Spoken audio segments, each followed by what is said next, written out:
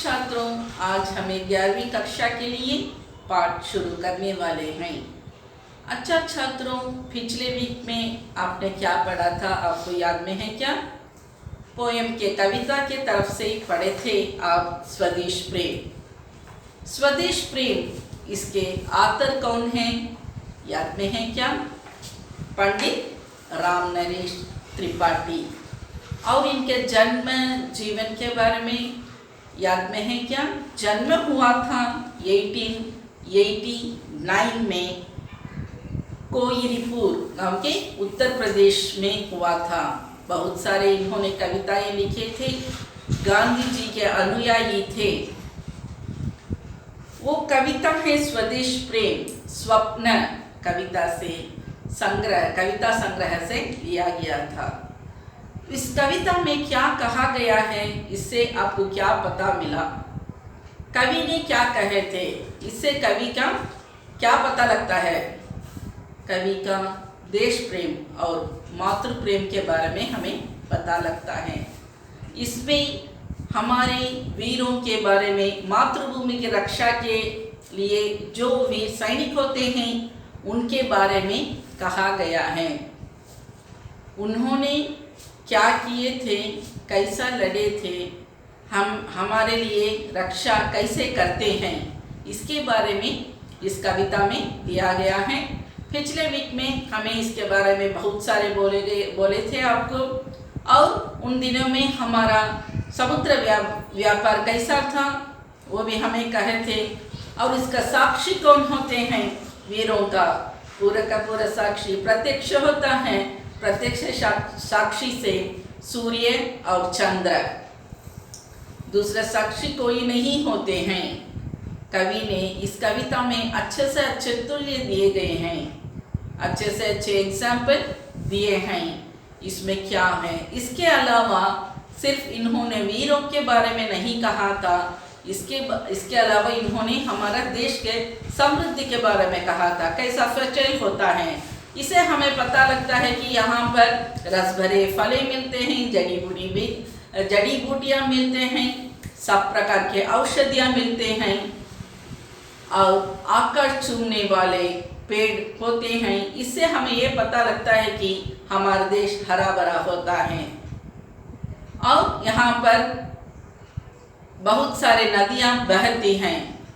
इसके अलावा इन्होंने कहा था कि हिमालय के बारे में, हमारा देश का ताज होता है, मातृभूमि के बारे में कहते समय इन्होंने कहा था कि हिमालय हमारा देश का मुकुट जैसा होता है।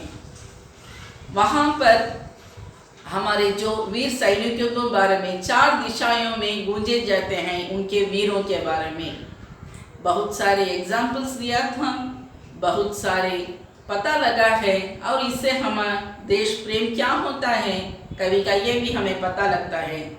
और ये भी इन्होंने आग्रह किए हैं कि हमें को भी और आप लोगों को भी क्या करना है, देश के हित के लिए आप अपना जीवन को त्याग करने के लिए भी तैयार हो जाना, यही कवि का आग्रह होता है। ओके, समझ में आया है क्या छात्रों? अच्छा, इस वीक में हमें चलाने वाले हैं पाठ की तरफ। पाठ है वल्लभ भाई पटेल।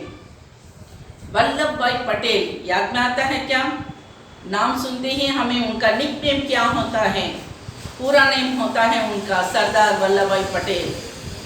सुनते ही हमें कह सकते हैं कि इन्होंने आयरन मैन ऑफ इंडिया कहा गया था। क्यों ऐसा कहा गया? उन्होंने एक अच्छे से अच्छे योद्धा थे, वॉरियर थे, उन्होंने बहुत बड़े वीर थे, किसी को नहीं डरते थे, इसलिए उन्होंने लौह पुरुष मतलब आयरन मैन ऑफ इंडिया कहा गए थे। ओके, वल्लभ भाई पटेल। इस पाठ के आधार होते हैं लेखक श्री रामनाथ सुमन। आधार का नाम क्या है? श्री रामनाथ सुमन। रामनाथ सुमन अच्छे से अच्छे लेखक थे, बहुत निपुण लेखक थे। बहुत सारे इन्होंने रचनाएं की हैं। उनमें से बहुत प्रसिद्ध रचना होती है वेदी का फूल। वेदी का फूल, इसमें देश के प्रति लड़ने वाले वीरों के बारे में और जो वीर अपने जीवन को त्याग किए थे उनके बारे में कहा गया है इसमें। इन्होंने अपना भाषा शैली में आसान से सरल भाषा में लिखते हैं, जो उनका जो लिखावट होता है जो पढ़ने से हमें आसान से समझ सकते हैं। जो इन्होंने बहुत प्यार करते थे वल्लभ भाई पटेल से और उनके सेवा से और उनके निडरता से और उनके सर्विस होता है उससे, इसलिए उससे उन्होंने आकर्षित होकर इन्होंने ये पाठ लिखा था। वल्लभ भाई के पटेल के बारे में श्री रामनाथ सुमन ने लिखे थे। चलो अब हम पाठ के तरफ देखेंगे। अब ये पाठ होता है किसका? वल्लभ भाई पटेल। उनका पूरा नाम होता है सरदार वल्लभ भाई पटेल। ओके, इनका जन्म 31 अक्टूबर 1875 नाडियड गांव में हुआ था। कब जन्म हुआ था इनके? 31 अक्टूबर 1875 नाडियड गांव में हुआ था। इनके पेरेंट्स के बारे में अब देखेंगे और इनके पिता और माता। पिता का नाम होता है जावेद भाई पटेल। पिता का नाम होता है जावेद भाई पटेल और माता का नाम होता है लाडबाई। क्या है इनका माता पिता का नाम? पिता का नाम होता है जावेद भाई पटेल और माता का नाम होता है लाडबाई। इन्होंने ये पेरेंट्स के छठवां बच्चे 6th चाइल्ड थे। इनके छठवां बच्चे थे इन्होंने। और इनका नाम वल्लभ भाई पटेल को और भी कहते हैं कि जावेद भाई वल्लभ भाई पटेल, ऐसा भी कहते हैं। लेकिन हमें बहुत सारे लोगों को ऐसा ही पता लगता है कि सरदार वल्लभ भाई पटेल। वल्लभ भाई पटेल अच्छे से अच्छे योद्धा थे, बड़े वीर थे, सैनिक थे, निडर थे, किसी को नहीं डरते थे। उनका कैरेक्टर ऐसा था कि उनके देखकर सब लोग डरते थे। और उनका पेशा क्या था? उनके जीवन काल में उन्होंने क्या क्या पेशा किए थे? गृह मंत्री, होम मिनिस्टर से थे उन्होंने। गृह मंत्री से 15 अगस्त 1947 से लेकर 15 दिसंबर 1950 तक इन्होंने गृह मंत्री का पदवी में रहे थे। उन्होंने कब से कब तक है देखो, 15 अगस्त 1947 से लेकर 15 दिसंबर 1950 तक इन्होंने कौन से पद पर रहे थे? होम मिनिस्टर, गृह मंत्री। इसके अलावा इन्होंने वकील थे, लॉयर थे, राजनैतिक नेता थे, पॉलिटिक्स में बड़े लीडर थे। उन्होंने अच्छा से अच्छा निपुण था, टैलेंट था, बहुत एक्सपीरियंस था इनको। और भारतीय नेशनल कांग्रेस के अध्यक्ष थे। स्वतंत्रता आंदोलन में कई बार भाग लिए थे। गांधी जी से प्रभावित होकर इन्होंने स्वतंत्रता आंदोलन में कई बार भाग लिए थे। जो लोग वो पॉलिटिक्स में अंदर होते हैं या पॉलिटिक्स के बाहर होते हैं, या वो देखो भारतीय नेशनल कांग्रेस कमेटी के अंदर होते हैं या कमेटी के बाहर होते हैं, कौन होने पर भी जब भी पटेल का नाम सुनते ही सब लोग डरते थे। तो उनको बहुत बड़ा इज्जत और बड़ा आदर मिलता था, क्योंकि जो बोलते थे वही करते थे। उन्होंने अपने जीवन में इन्होंने किसान लोगों का उन्नति के लिए बहुत हार्ड वर्क किए थे और उन्होंने उनके लिए बहुत प्रयत्न किया था। सम्मान मिला था उनको भारत रत्न। बहुत सारे सेवाएं के लिए इन्होंने बहुत से निकनेम से, उपनाम से बुलाया गया था। सिर्फ हमें एक ही पता लगता है, जब भी हमें पटेल, सरदार वल्लभ भाई पटेल कहने से ही हमें कहते हैं कि आयरन मैन ऑफ इंडिया, कहते हैं लौह पुरुष। इसके अलावा उन्होंने बिस्मार्क ऑफ इंडिया, ये भी होता है निकनेम, और strong man of India, strong man कहते हैं। बहुत दृढ़ता, बहुत विश्वास होता है उन पर, पहाड़ के जैसा बहुत कठिन होते हैं, बहुत फर्म होते हैं। उन्होंने अटल विश्वास था उन पर। किसी से नहीं डरते थे। वो जोखिम भरे जीवन को ही उन्होंने हमेशा हमेशा उन्होंने चाहते थे। बहुत सा जोखिम का मतलब होता है प्रॉब्लम्स, लेकिन हमें नहीं पसंद करते ना। जो लाइफ हमारा होता है तो आसान से होना पड़ता है, सरल से होना, कोई कष्ट नहीं झेलना पड़ते हैं, सब हमें आसान से मिलना है, आसान का लाइफ जीना है, लग्जूरियस लाइफ ऐसा ही जीना हमें चाहते हैं। लेकिन ऐसा कोई लाइफ को उन्होंने नहीं चाहते थे। पटेल ने हमेशा उन्होंने जोखिम भरा, बहुत प्रॉब्लमेटिक कोई होता है, प्रॉब्लम को फेस करना बहुत बहुत बहुत चाहते थे।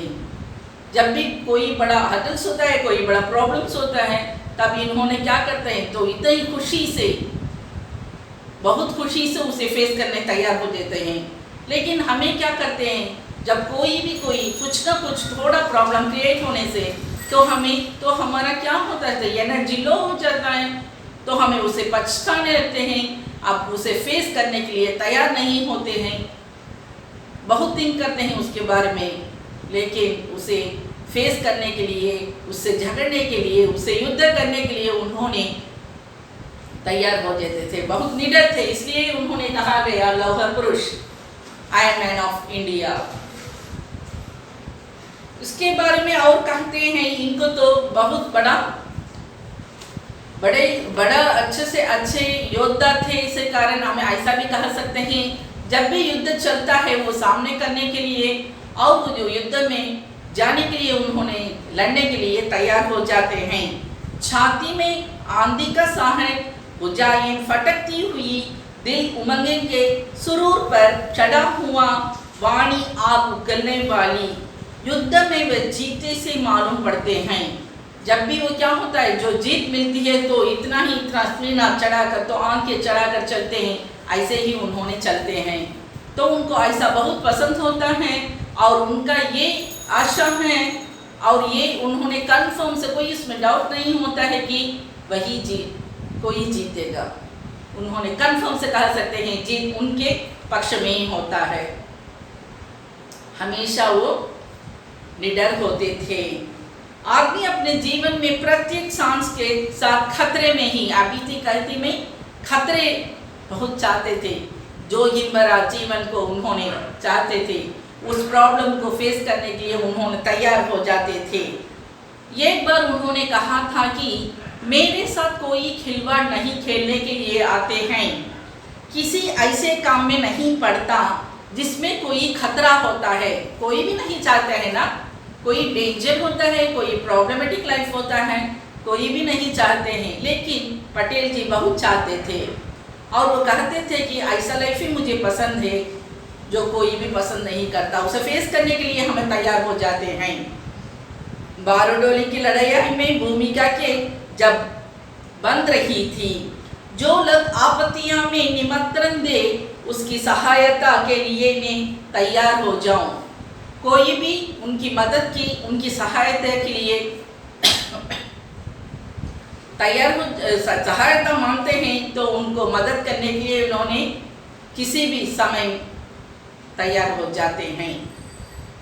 ऐसा भी नहीं कहा गया है कि प्रवृत्ति असहयोग काल में यकायक उत्पन्न हो गई है।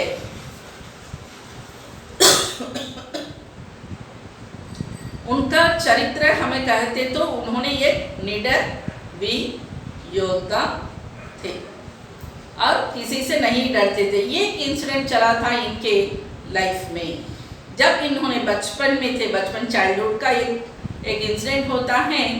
इनके कांक मतलब आर्मपिट, ओके, आर्मपिट, इनके कांक में एक बार एक फोड़ा हो जाता है।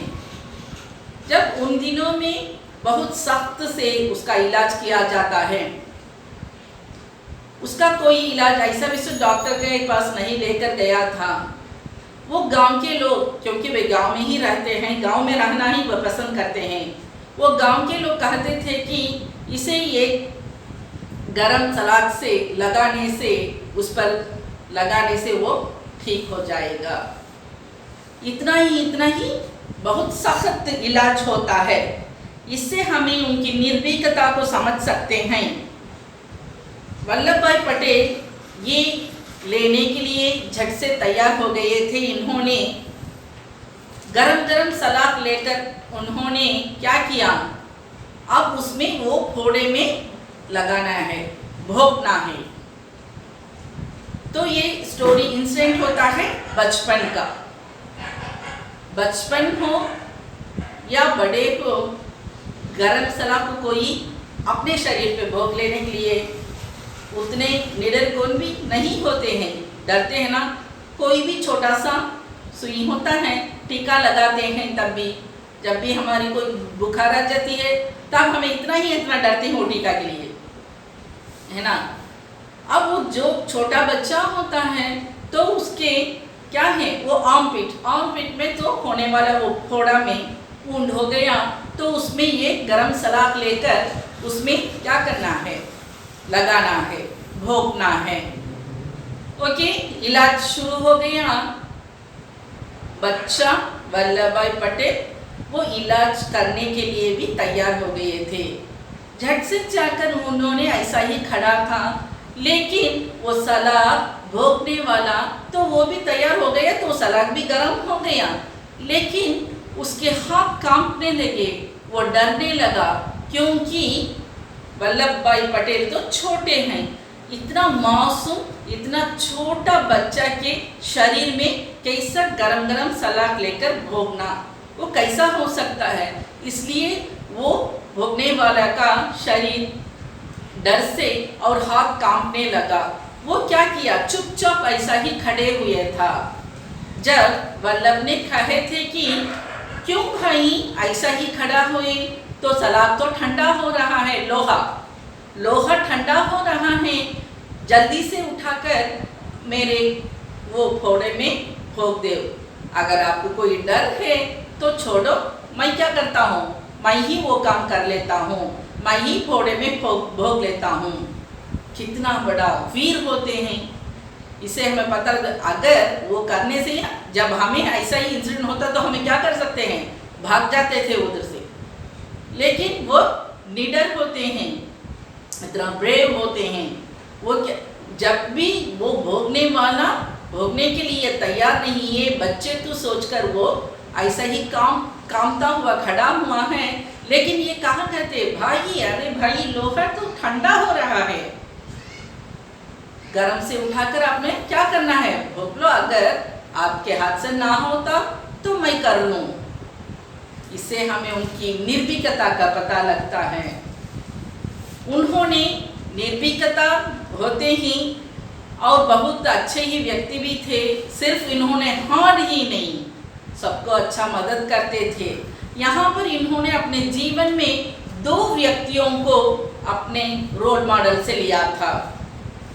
एक तो गांधी जी थे और लोकमान्य तिलक।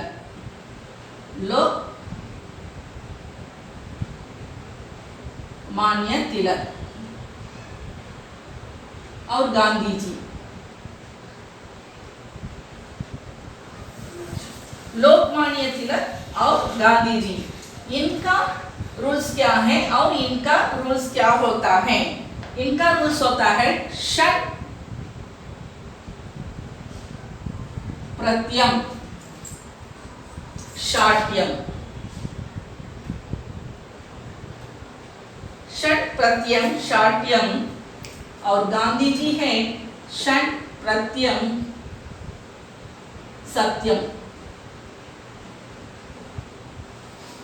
क्योंकि हमेशा इन्होंने हमेशा क्या करते थे, अहिंसा को चाहते थे, और क्या करते हैं इन्होंने हमेशा ट्रुथ को ही चाहते थे। इनका रूल्स होता है, इनका क्या है, षट प्रत्यम सत्यम होते हैं गांधी जी का। षट प्रत्यम शाट्यम क्या होता है, इसका मतलब ये है जैसे को तैसा। जैसे को तैसा मतलब टिट फॉर टैट। क्या होता है, tit for tat. Tit for tat का मतलब क्या है, जो वो खून को खून, वैसा ही होता है ना। जो काम करता है उससे बदला लेने के लिए तैयार हो जाते हैं, वही होता है लोकमान्य तिलक का रूल्स। वैसा ही होता है उनका उद्देश्य यही होता है। लेकिन गांधी जी का उद्देश्य होता है षट प्रत्यम सत्यम, कांटे के स्थान पर फूल। जो कुछ हमें कोई हमें दगा करता है, कोई हमें दुख देता है, उसे हमें क्या करना है, सुखी देना है। वही एम होता है गांधी जी का। और इनका होता है टिट फॉर टैट, जैसे को तैसा होता है। जब यहाँ पर क्या है, यहाँ पर वायलेंस यूज करते हैं और हमेशा के लिए इन्होंने नॉन वायलेंस यूज करते थे। गांधी जी ने सत्याग्रही थे। ये एक समय देखते समय वल्लभ भाई पटेल ने इनको फॉलो करते थे, लेकिन हमेशा के लिए इन्होंने नहीं फॉलो करते थे इनको। सब बार इन्होंने वो टिट फॉर टैट को, वही वो क्या है, जैसे कि तैसा नहीं चाहते थे, लेकिन हमेशा के लिए इन्होंने षट प्रत्यय सत्यम को भी नहीं चाहते थे। थोड़े स्थान पर इन्होंने कठोर का प्रयोग यूज करना पड़ता है, थोड़े स्थान पर इन्होंने क्या करना है, शांत से जाना पड़ता है। इसलिए इन्होंने हमें ऐसा भी नहीं कह सकते सिर्फ यही इनका रोल मॉडल होते हैं और इनका ही फॉलोअर होते हैं और गांधी जी का ही फॉलोअर होते हैं। इनके बाद देखते समय पटेल जी और लोकमान्य तिलक में भी कई अंतर होते हैं, बहुत सारे डिफरेंस होते हैं। ऐसा ही गांधी जी को लेकर गांधी जी और वल्लभ भाई पटेल इनके लाइफ में भी बहुत सारे क्या होते हैं, बहुत सारे इनमें भेद होते हैं, डिफरेंस होते हैं। सब प्रकार इन्होंने ऐसे आंख मूंद कर पूरा का पूरा ऐसा ही नहीं फॉलो करते हैं, क्योंकि इन्होंने कहते थे कि उन्होंने एक बड़ा योद्धा थे, सेनानी थे, वीर थे इन्होंने। इसके समय वो वीर होते हैं, सेनानी होते हैं, पर यहाँ पर वो नहीं चलता है, क्योंकि गांधी जी तो क्या होते हैं, नॉन वायलेंस होते हैं और यहाँ पर इन्होंने वायलेंस का यूज करते थे। इसे ही कहा जाता था इन्होंने दोनों के बीच बहुत सारे भेद होते हैं और इन्होंने इनको ही फॉलो नहीं करते थे और इनको ही नहीं फॉलो करते थे। देखते समय इन्होंने अपने लाइफ में लोकमान्य तिलक और गांधी जी दोनों जीवन का मिक्स होता है, दोनों के तरफ से इन्होंने लाइफ लेकर चलते थे। उनका कैरेक्टर क्या होता है, पटेल जी का कैरेक्टर क्या होता है, कठोर मुख, दृढ़ जबड़े, शत्रु को ललकारती आंखें, जिनमें उनके लिए व्यंग्य और जहर भरा है, वही वल्लभ भाई थे। वल्लभ भाई को देखते ही हमें कह सकते हैं उनका कैरेक्टर्स क्या होता है। कठोर, बहुत हार्ड होता है उनका फेस, बहुत स्ट्रॉन्ग होता है उनके जबड़े और ललकारती आंखें। ललकारती का मतलब तो ऐसे ही इनके फेस देखकर दूसरों ने डर से अपना सिर झुका कर जाते हैं, उतना ही हार्ड और कठिन था उनका फेस और आंखें। एक अंग्रेजी पत्रकार ने भी ऐसा ही लिखा था कि उनके मुख मुद्रा के कारण से ही क्या कहा गया, उन्होंने लौह पुरुष कहा गया है। फेस इतना कठोर था उनको। उनके व्यंग्य अपने विष के लिए अमर है। गांधी जी से लेकर साधारण अनुयायी तक किसी पर व्यंग्य करने का अवसर आने पर व्यंग्य करने से नहीं चूकते। दूसरे के बारे में भी गांधी जी भी हो, कोई भी हो, जो कहना है तो वो कहकर ही चुकते हैं, तो किसी से वह नहीं डरते थे। तूफानों में वह चट्टानों के जैसा उन्होंने बहुत स्थिर थे, पहाड़ के जैसे बहुत शांत और हार्ड थे।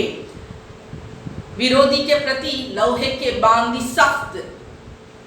गांधी जी का इस्पात लचीलापन उनमें नहीं था। कोई भी बात हो, एक मार दो टुकड़े, ऐसा ही कहते हैं उन्होंने। तो गांधी जी के जैसा उन्होंने तो कोई भी बात हो, इतना ही लचीलापन का मतलब तो बहुत सारे खींच कर नहीं बात करते हैं, तो वहीं पर वो बात करके वहीं पर काट देते हैं। विरोधी चाहे वे कांग्रेस के अंदर हो या बाहर, पॉलिटिक्स में कोई अंदर हो बाहर कोई होने पर भी वो क्या करते हैं, पटेल जी को देखकर डरते थे, क्योंकि उन्होंने क्या करते थे, किसी भी समय क्या करते थे, किसी से नहीं डरते थे, जो जड़ उखाड़ कर बाहर फेंक देते थे। निश्चय ही संगठन और कार्य की उनमें अपूर्व क्षमता थी, बहुत बड़ा टैलेंट था उन पर, एबिलिटी था, तो उन्होंने कंफर्म जो कर देते हैं वही करके ही दिखाते हैं। गुजरात में उनकी शक्ति को ललकारने वाला कोई भी पैदा नहीं हुआ था। ऐसा ही कवि कालेलकर ने भी इनके बारे में कहे हैं, वल्लभ भाई ने किसानों के दिल देखा था और भारत के सच्चे प्रतिनिधि के रूप में उन्होंने अपना लिया था। वह किसानों को खूब समझते हैं। किसानों ने उनको खूब समझाया था।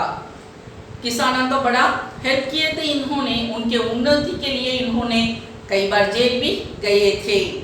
काका कालेलकर ने ठीक से कहा है, जब किसान व्याकुल होने लगता है तब वल्लभ भाई का खून खौलने लगता है। समझ में आता है क्या सेंटेंस? जब किसान व्याकुल होता है, दुख में होता है, कोई सैड होता है, जब किसान व्याकुल होता है तब वल्लभ भाई का खून खौलने लगता है। इस दर्द के कारण उन्होंने गांवों के अपने क्षेत्र बनाया।